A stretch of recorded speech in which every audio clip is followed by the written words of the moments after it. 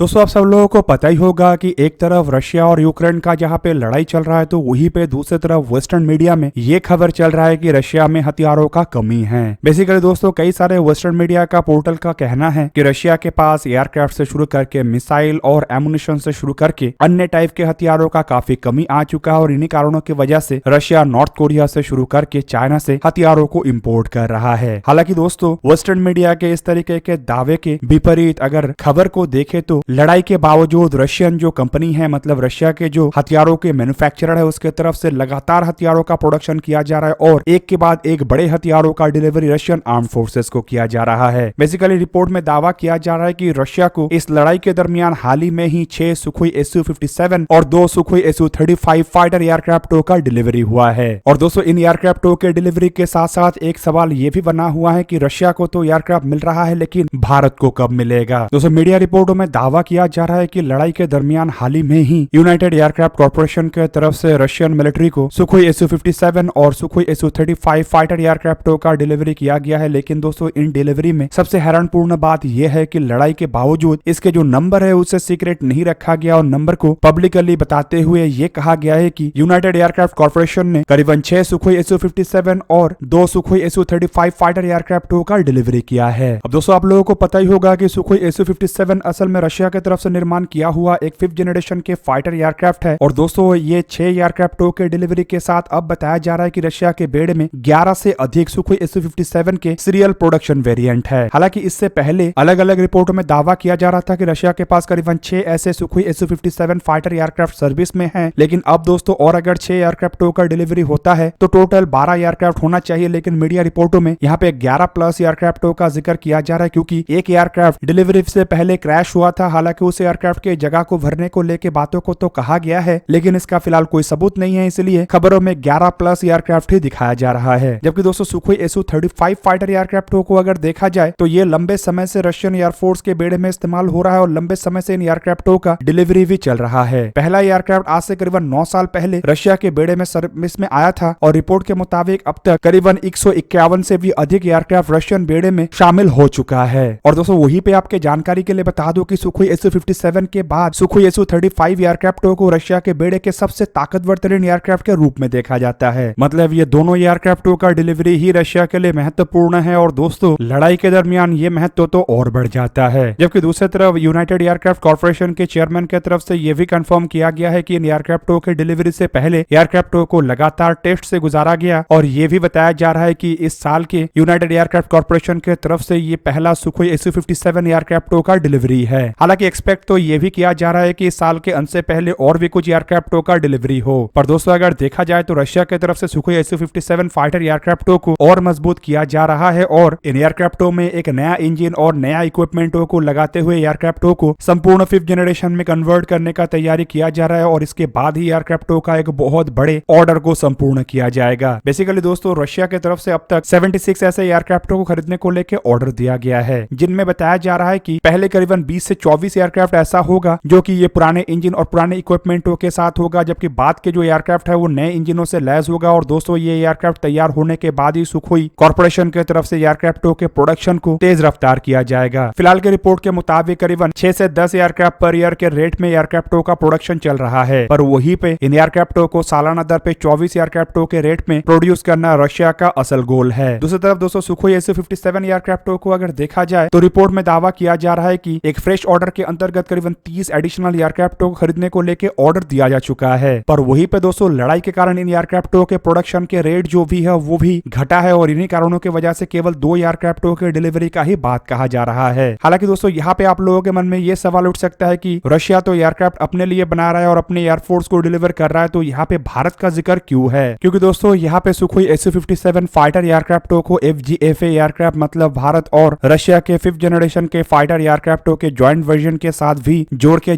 देखा जाता है। और दूसरी तरफ भारत इस प्रोजेक्ट से अपने आप को इसलिए दूर हटाया था क्योंकि भारत इन एयरक्राफ्टों को लेकर खुश नहीं था और अपने मेक इन इंडिया इनिशिएटिव के अंतर्गत AMCA एयरक्राफ्टों के तहत भारत आगे बढ़ना चाहता था। अब दोस्तों जिस तरीके से रशिया के लिए सुखोई Su-57 फाइटर एयरक्राफ्टों का डिलीवरी हो रहा है, इससे एक बात तो साफ है कि अगर भारत अपने आप को FGFA प्रोजेक्ट से नहीं हटाता तो आज भारत के लिए भी एयरक्राफ्टों का डिलीवरी शुरू हो गया होता। दोस्तों यहाँ पे आप लोगों को ये भी जान के रखना चाहिए कि AMCA एयरक्राफ्टों के अब तक अप्रूवल मतलब CCS अप्रूवल नहीं मिला है, जिसके कारण अभी भी इन एयरक्राफ्ट के प्रोटोटाइपों के निर्माण का काम शुरू नहीं हुआ है। और इसीलिए ही सवाल बन रहा है कि रशिया को तो एयरक्राफ्ट का डिलीवरी मिल रहा है, लेकिन भारत को कब अपने एयरक्राफ्ट का डिलीवरी शुरू किया जाएगा। दोस्तों यहाँ पे आपके जानकारी के लिए बता दूं कि जब रशिया की तरफ से सुखोई Su-57 फाइटर एयरक्राफ्ट को तैयार किया जा रहा था, तब रशिया भारत के साथ भी भारत की जरूरतों को देखते हुए इन एयरक्राफ्ट के एक वेरिएंट को बना रहा था, जिसे कि FGFA मतलब फिफ्थ जनरेशन फाइटर एयरक्राफ्ट के प्रोजेक्ट का नाम दिया गया था। और दोस्तों कई सालों तक इन एयरक्राफ्ट में दोनों देश एक साथ काम भी कर रहा था, और रिपोर्ट के मुताबिक साल 2018 तक दोनों देशों के बीच में एयरक्राफ्ट को लेकर काम चल रहा था, लेकिन 18 में कुछ मतभेदों के कारण भारत की तरफ से इस प्रोजेक्ट से अपने आप को विड्रॉल किया गया। तब दोस्तों जानकारी आया था कि इन एयरक्राफ्ट के स्टेल्थ फीचर, इंजन और रडार को लेकर भारत खुश नहीं है, और इसके अलावा भी ये खबर आया था कि वर्क शेयर और ट्रांसफर ऑफ टेक्नोलॉजी को लेकर भी भारत खुश नहीं था। बेसिकली रशिया जितने हद तक वर्क शेयर भारत को करना चाहता उतना हद तक वर्क शेयर नहीं कर रहा था, और ना ही ट्रांसफर ऑफ टेक्नोलॉजी के लिए तैयार था। और इसे देखते हुए ही भारत की तरफ से इस प्रोजेक्ट से अपने आप को दूर किया गया, जबकि उस दरमियान रशिया के अधिकारियों की तरफ से यह बयान आया था कि भारत फिलहाल तो प्रोजेक्ट से दूर हो रहा है, लेकिन भारत के जो कंसर्न है उसे रशिया की तरफ से दूर किया जाएगा, और आने वाले समय में भारत फिर से इस प्रोजेक्ट में जुड़ेगा। दोस्तों उस दरमियान कई सारे रशियन वरिष्ठ अधिकारियों की तरफ से अपने बयान में बताया गया था कि किस तरीके से भारत के जो कंसर्न है उसे रशिया की तरफ से दूर किया जाएगा, और उसके बाद किस तरीके से सुखोई 30 MKI प्रोजेक्टों के जैसे भारत FGFA प्रोजेक्ट में फिर से जुड़ेगा। मतलब इनिशियली भारत की तरफ से कुछ एयरक्राफ्टों को परचेस किया जाएगा, और उसके बाद इन एयरक्राफ्टों को इंडिया स्पेसिफिक एनहांसमेंट के तहत भारत में निर्माण किया जाएगा। पर दोस्तों अब नहीं लगता है कि भारत किसी भी तरीके से FGFA प्रोजेक्ट में वापस जाने वाला है, क्योंकि भारत की तरफ से अपने खुद के फिफ्थ जनरेशन के फाइटर एयरक्राफ्टों की तरफ फोकस केंद्रित किया गया है, और इंडियन एयरफोर्स के कई सारे अधिकारियों की तरफ से भी ये जानकारी दिया गया है कि कैसे इंडियन एयरफोर्स अब ना किसी फिफ्थ जनरेशन के फाइटर एयरक्राफ्टों को ज्वाइंट वेंचर में बनाने के तहत आगे बढ़ना चाहता है, और ना ही किसी फिफ्थ जनरेशन के फाइटर एयरक्राफ्टों को खरीदने का कोई इरादा रख रहा है। बेसिकली इंडियन एयरफोर्स अपने बेड़े के लिए पहले फिफ्थ जनरेशन के फाइटर एयरक्राफ्ट के रूप में AMCA एयरक्राफ्टों को ही चाहता है, और दोस्तों रिपोर्ट के मुताबिक AMCA एयरक्राफ्टों के जो Mark 1 वर्जन है उसके प्राइमरी डिजाइन रिव्यू भी तैयार हो चुका है, और दूसरी तरफ इन एयरक्राफ्टों के